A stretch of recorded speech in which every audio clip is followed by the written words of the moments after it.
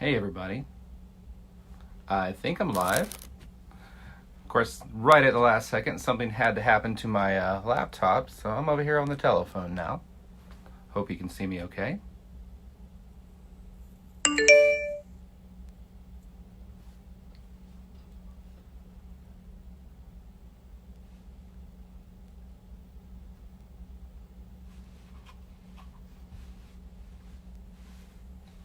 Going to be starting talking about our digital very shortly.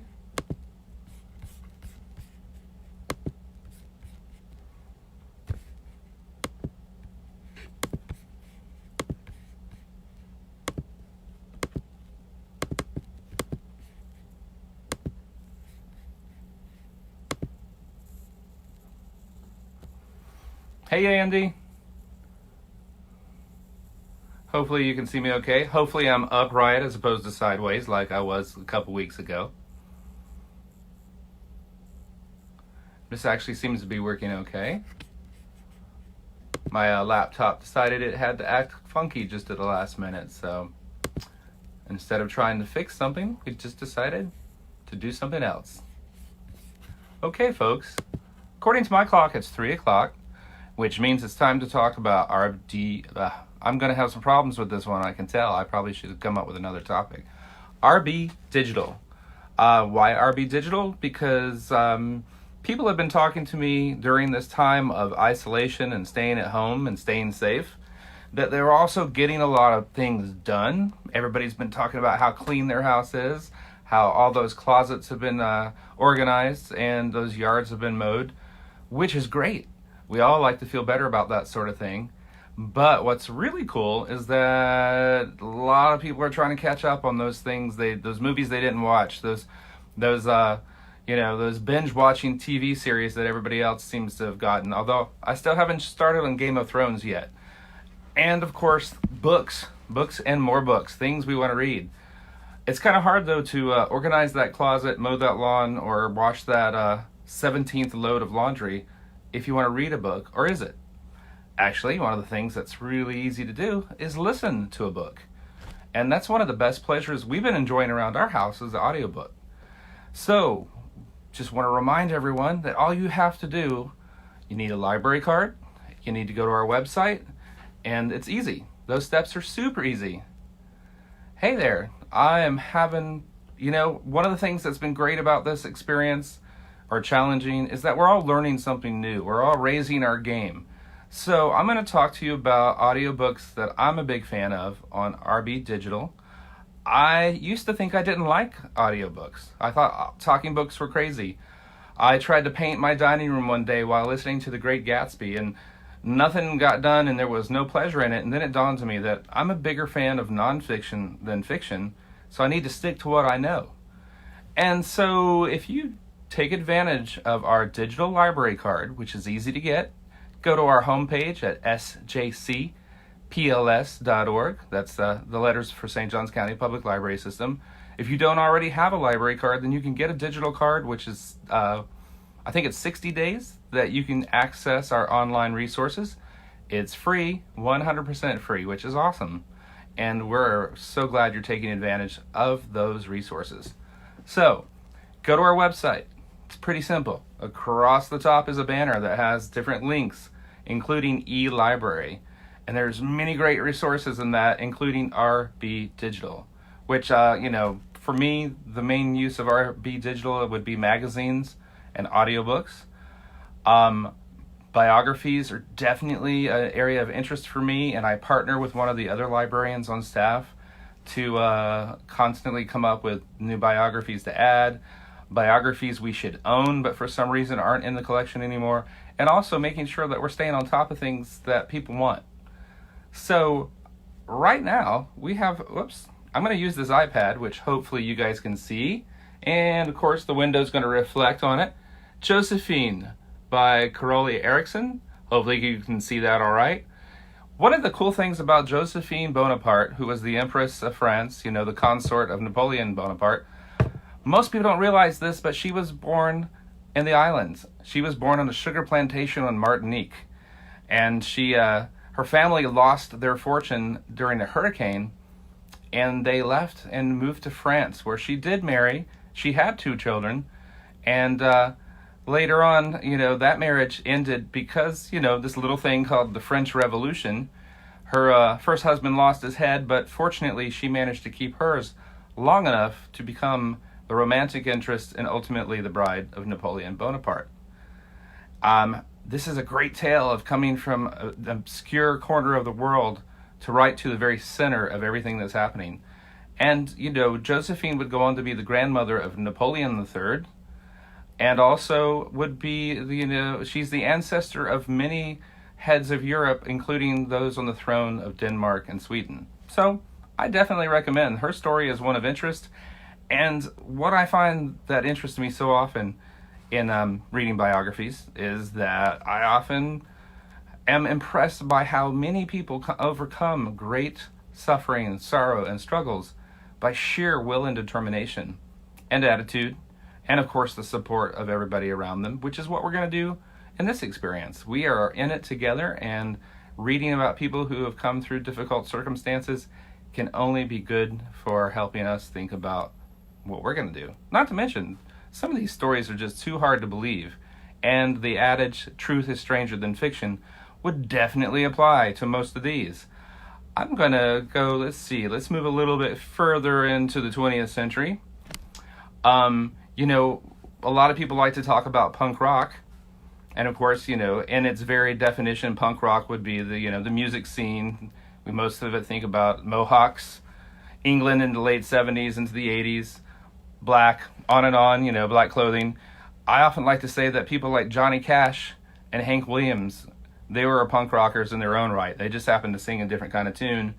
So I would follow that up with this book, written by Paul Hemphill, another story of someone who overcame great suffering, sorrow, and poverty. Hank Williams' Lovesick Blues, the story of a guy who came from a very poor farm in the South, and his music is imbued with the loneliness, sadness, and sorrow, and love that made up his story. He was a really bright light that burned so quickly and unfortunately burned out at the age of 29. So, highly recommend Lovesick Blues, Hank Williams by Paul Hemphill. So thanks for putting up with this reflective device. It seems to be the easiest way to show images. So what about somebody a little more contemporary? I see a question there. That's a great question, River, about recommending books about animation. And can we get back to you on that one? Because that's not necessarily my field of particular knowledge, but I know we have a lot of people on staff who are big into that topic, and we certainly could find some information for you. So hang with us, okay? Thank you so much. So many of you might be NPR listeners, and you might be familiar with the voice of Diane Rehm. And of course, Diane Rehm is someone, if you listened only to her voice, you might create a very strong visual of this elderly, weak, decrepit, struggling woman.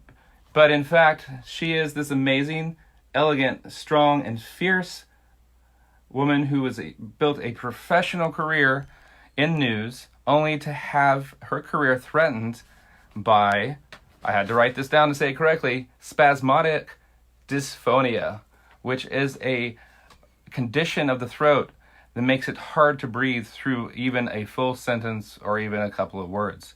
She overcame that and continued on with her career, and her story is definitely one of a triumph over hardship. Her helping her husband through his terminal illnesses formed many great opinions in her mind as far as how we should help people through the circumstances of illness, and ultimately making choices for their legacies. I highly recommend it. She is someone to be admired for sure. So, talking about overcoming difficult situations, there is a writer who I am very impressed with, a young African-American woman. Her name is Stacy Patton. And Stacy Patton came up through the institution of foster care program. She was an orphan. She was adopted by deeply caring but deeply troubled parents. And she herself had a childhood of struggle, and oftentimes she was very, very bitter about the people who adopted her. And this memoir called That Mean Old Yesterday. Here's the cover.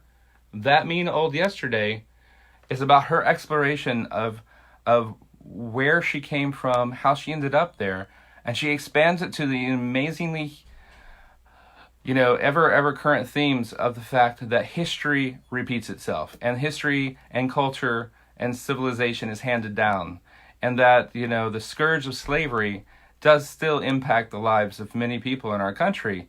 And she offers a very honest, raw, and moving examination of that, along with the discovery of how it can change and how life can improve. So I definitely recommend Stacy Patton's That Mean Old Yesterday. Not to mention that, so many of these books, the voices that are used, the narrators, they will affect you just as a great script in a film will serve the movie well. The actors can bring it to life, and these voices are definitely bringing these books to life. So moving on, I just have a couple more. This is a very short little section with you. So let's talk about a little bit of the concept of counterculture. One of the things that I am always impressed with is that there are people through history, through pop history, through the past 50 years. If anybody's ever seen the movie Forrest Gump, it's a real fun examination of, the social, pop, cultural history of the United States in the past 60 years or so. Of course, some of those possibilities are pushing the limits of believability, but it's cool. It's fun. And yet there are probably some people who seem to always be in the right place at the right time, so to speak, of turning points in history. A gentleman who came up in the 50s and 60s in the counterculture, his name, Elliot Tiber. And Elliot Tiber was there in New York City in 1969 for so many changes, including the Stonewall riots. But really, if you would say that he affected one event himself, he happened to have the connections that when the original location for the Woodstock Festival was denied its permit, he managed to save the day and relocate it to the farm that amazing incident would happen on in the summer of 1969. So if you say you were there, you were there because of Mr. Tiber. So I highly recommend Taking Woodstock by Elliot Tiber. This is definitely a book that'll be entertaining and interesting, and also look at the time in a way that maybe is a little more real than what we're used to seeing in TVs and movies, or even, writings of the day. It's a great lens in which to look at the late 60s and see how people felt and responded to what was happening to them in their current lives. So I think I'm going to wrap things up with this final. It's just too much fun to say no to, in my opinion. Everybody's heard of the expression gonzo journalism. You probably even use the expression gonzo journalism, but do you know what gonzo journalism is? Well, probably the easiest way to say is that it's a form of journalism that really it loses its objectivity because the writer is more participant than observer, and it's more what one might say is a factual reporting that reads like fiction. A lot like Truman Capote's In Cold Blood. A lot of people refer to that book as the nonfiction novel because it's facts and history told in a narrative and story that keeps somebody interested in a way that perhaps might not feel like objective reporting, but it's definitely a good time. And of course, that book that inspired that expression would be Fear and Loathing in Las Vegas by Hunter S. Thompson.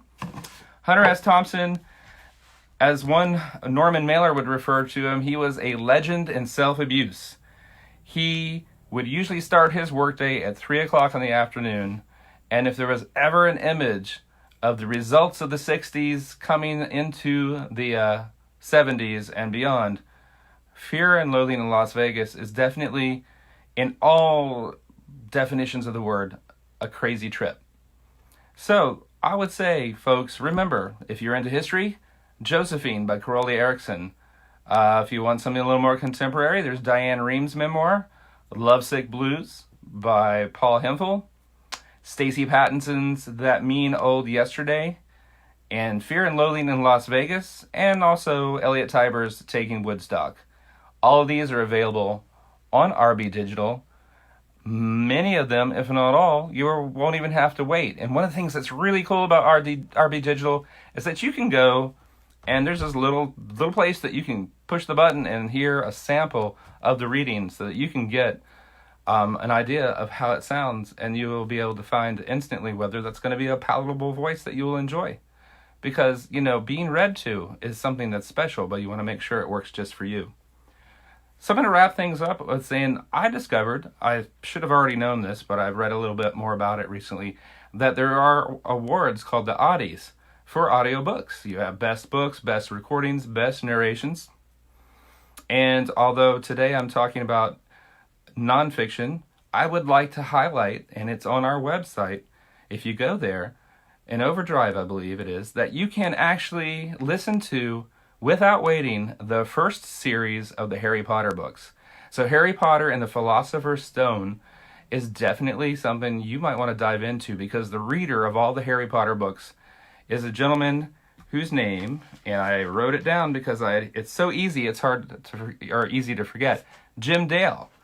And for your trivia for the day, not only is Mr. Dale won a Grammy for his readings of the Harry Potter books, but he was also nominated for an Oscar because he wrote the words to the theme song to the 1966 movie Georgie Girl. And he also has been registered in the Guinness Book of World Records as the narrator who voiced the most number of characters in one audiobook. And finally, the reason why Jim Dale is close to my heart, he was in the original version of Pete's Dragon as Dr. Terminus, the snake oil salesman. So what's not to love? Get over there to our website and find a book that's going to make you happy. It's going to be super easy. SJCPLS.org. Get yourself a library card if you don't already have one. Log in. It's time to connect and enjoy yourself, and keep those garages clean while making sure your mind is being fed, as well as your need for order and a little relaxation. So folks, thanks for listening to me. I'll be back next week where I'm going to talk about the library book, which is a story of the Los Angeles Public Library. Something really awful happened and something really wonderful happened while no one was paying attention back in 1984. If you have questions, please shoot us a message through Ask a Librarian, through the multiple emails addresses that we have on our website, or here on Facebook, because we are here for you and we love connecting with you. And I'm going to say goodbye. Once again, that's sjcpls.org. Great listening. We'll see you next week. Thanks, everybody.